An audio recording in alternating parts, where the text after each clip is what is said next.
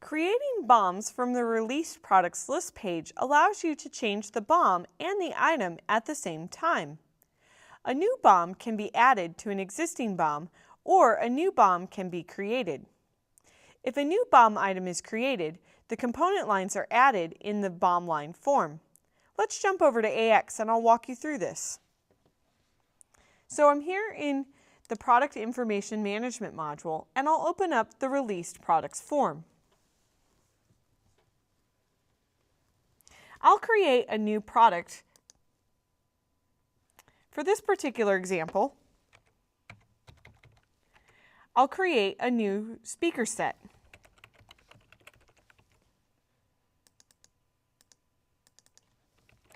I'll give it a description and then select the detailed options.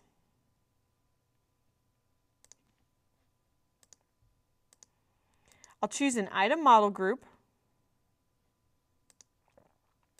an item group, storage dimension groups, and tracking dimension groups. I'll also specify the unit of measures to be used for this item.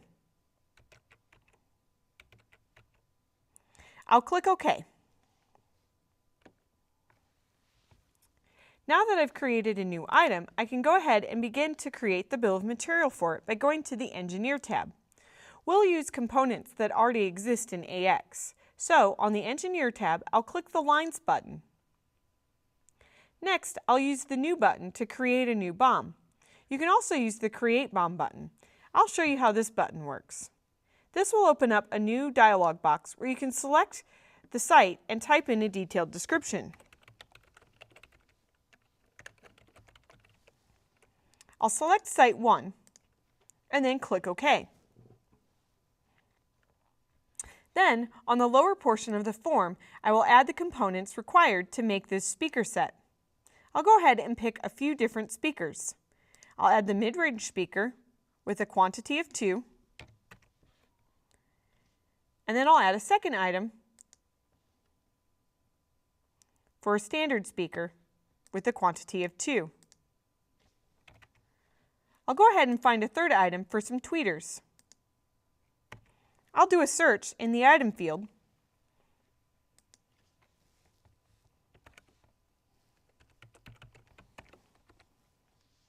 Here's the tweeter speaker unit that I want to include, and I'll update the quantity to include 2. Now that I've created my bill of material with all of the lines inside of it, I can update other information on the various tabs. For this particular example, I'll go ahead and approve the bill of material, mark the checkbox to indicate that I want to approve it, and then I'll activate it. Once it's activated, this bill of material version can begin to be used. Now let's say I need to create another version that will be used in a different site. I'll use the Create BOM button again, and this time I'll select that I want to copy the original one. I'll create this one for Site 2. I'll mark the Copy checkbox and then select the site and click OK. This will open up a Copy BOM route screen where I can select the details. I'm just going to go with the defaults and then click OK. Now I've got 2 different BOM versions, one for Site 2 and one for Site 1.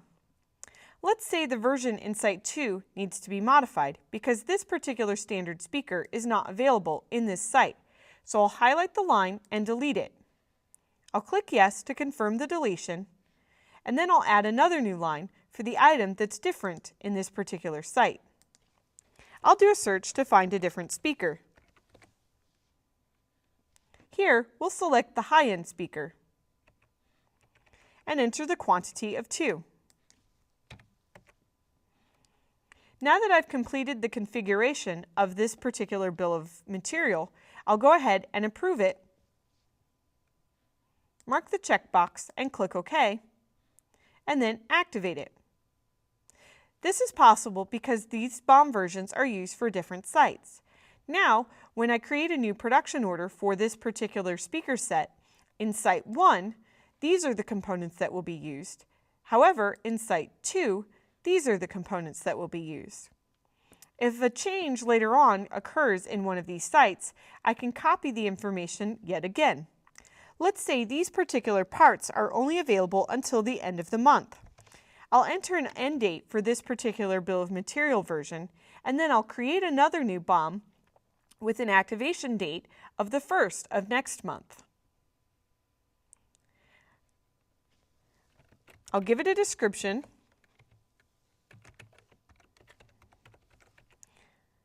I'll mark the copy checkbox and select Site 2 again. I'll click OK, and now another copy is created.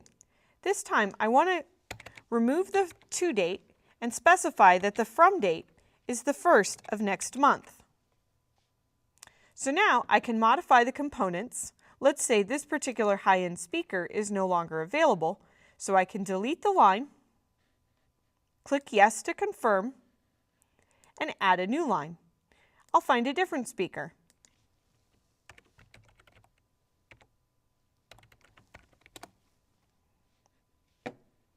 I'll go with this particular mid-range speaker and update the quantity to 2. You could repeat this process and activate and approve each of the different versions as changes are required to your bill of material.